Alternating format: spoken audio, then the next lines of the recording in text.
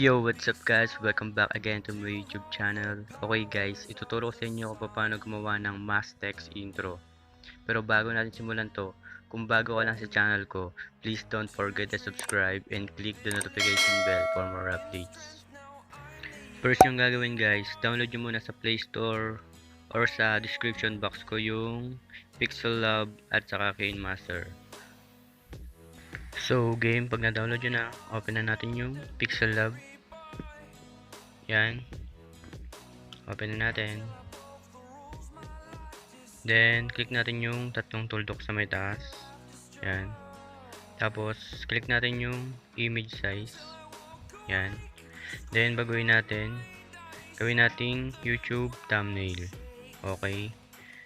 Then, tanggalin natin yung text. Delete lang natin. Click natin yung delete. Yan. Okay. Click lang natin yung dalawang square sa may baba. Then, click natin yung transparent. Yan. Tapos, click natin yung plus sa may taas. Tapos, click natin yung shape. Yan. Then, resize lang natin yung matatakpan yung buong transparent. Yan. Tapos, okay. Tapos, click natin yung sa may gitna, yung bilog. Yan. Tapos, click natin yung color. Yan. Tapos, enable lang natin, on natin. Tapos, yung black color. Yan, okay. Tapos, click natin yung plus ulit sa may taas. Tapos, maglagay na tayo ng text. Lagyan natin ng sample na intro. Yan. Natin yan. Tapos, sample natin intro. Yan. Tapos, okay. Yan.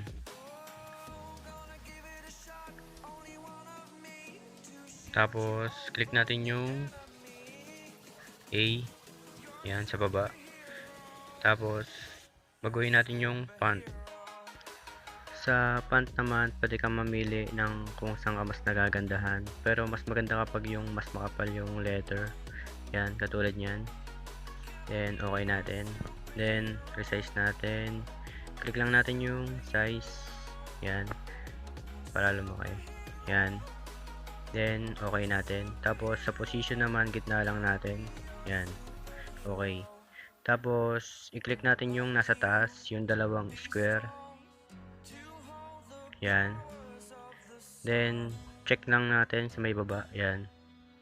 Then, check natin yung dalawang nasa taas. Yan. Then, merge lang natin yung nasa gitna. Yan. Then, okay. Tapos, click ulit natin yung square na dalawa sa taas. Yan. Tapos, click natin yung bilog. Tapos, hanapin natin yung erase color. Yan. Then, okay natin. Tapos, enable natin. Tapos, yun sa tolerance, gawin lang natin 70. Yan. Tapos, okay. Then, save na natin. Save image. Yan. Save to gallery. Yan. Then, open na natin yung KineMaster. Yan. Then, click natin sa gitna yung create. Yan. Tapos, 16:9. Tapos, click natin yung sa media. Yan.